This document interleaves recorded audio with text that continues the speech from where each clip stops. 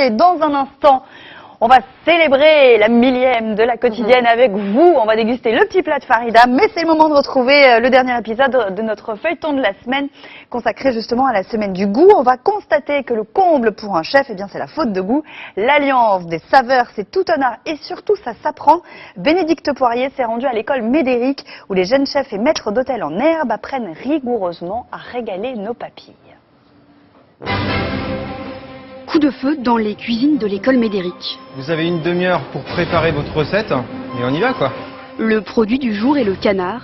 Une fois définie, la recette doit être élaborée en 3 heures autour d'une dizaine d'ingrédients imposés et l'accord des saveurs devra être parfait. Charlène a déjà un goût en tête. La figue se mariera avec le canard. Généralement le canard ça va bien avec le sucré salé. Donc du coup un fruit apporté au canard, puis même le côté granuleux des figues, personnellement je trouve que ça va plutôt pas mal avec le canard. La jeune chef est en 2e année et fait ses classes dans un prestigieux restaurant parisien. Elle y apprend l'audace, alors aujourd'hui elle veut impressionner avec son plat. Je l'ai jamais fait encore. Je viens juste d'y penser, donc on verra peut-être qu'au fur et à mesure de la recette ça va changer. Il reste 2h30 à Charlène pour affiner son plat et le présenter à son chef. À l'étage supérieur, Valentin et les autres élèves maîtres d'hôtel dressent les tables du restaurant d'application. Ils doivent assurer le service du midi en conditions réelles. Donc vous retournez tous à vos tables et vous me refaites une vérification totale de vos tables. Dans 10 minutes, c'est terminé les jeunes. Valentin est en première année de BTS. Il descend dans la cuisine du restaurant d'application. Il se renseigne sur le menu de ce midi. C'est juste pour les pêches, c'est quoi les 2 types de pêches?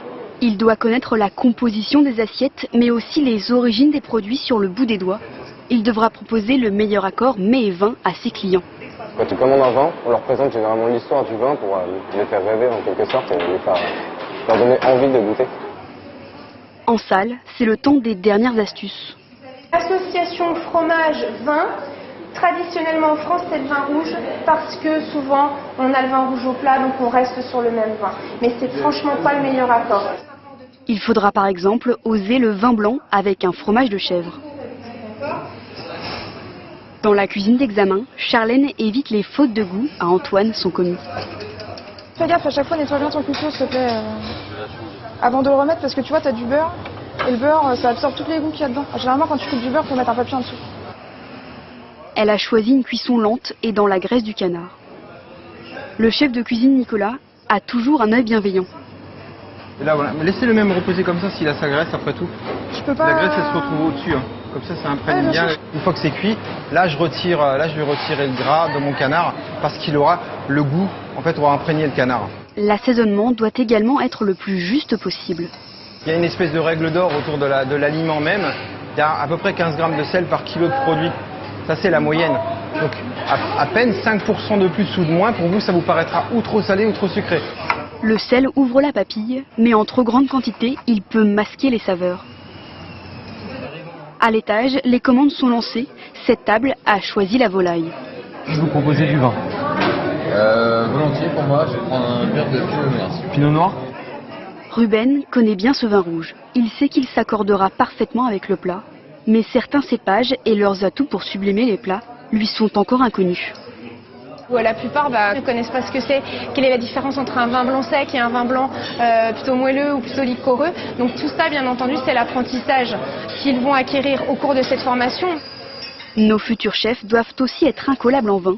De nouveau, Antoine est sur le grill. Il propose un vin rouge. On va plutôt dire un Saint-Émilion en Bordeaux. Lequel? Vin rouge puissant. Lequel de Saint-Émilion? En 2003. Chez qui? Millésime 2003. Pourquoi? Vin puissant, tannique. La puissance de ce vin va contrebalancer la douceur et les touches d'acidité de la figue. Tout est maintenant prêt. Visuellement, c'est ce que je voulais faire. Donc après, il reste que le goût à juger. Elle emporte son plat dans l'arrière-cuisine où il sera jugé par le chef Nicolas. Donc on passe à la dégustation. À ce niveau en fait de travail, c'est ce qu'on attend en fait de vous, c'est de se dire encore plus. Je vais encore plus loin que le loin quoi. Si je mets un produit amer en face du produit amer, je vais mettre un produit acide. Si je mets un produit sucré en face du produit acide, sucré, je mets un produit salé. Et en fait c'est ça, c'est juste respecter cet équilibre là. Pari réussi pour Charlène, l'acidité de la fille contrebalance la force du canard, son audace est récompensée. Voilà, et un grand bravo à Charlène parce que son travail a été reconnu et depuis Bravo, le tournage, elle a décroché Charlène. un CDI dans les cuisines du Georges V. C'est dingue. On va aller la voir. Eh ben, nous aussi, on est au Georges V. Absolument. Voilà, absolument. Bravo avec Farida. normalement Georges II. Georges II. On est plutôt chez Giorgio en fait. Je vous déteste. Ça fait 5 ans que je vous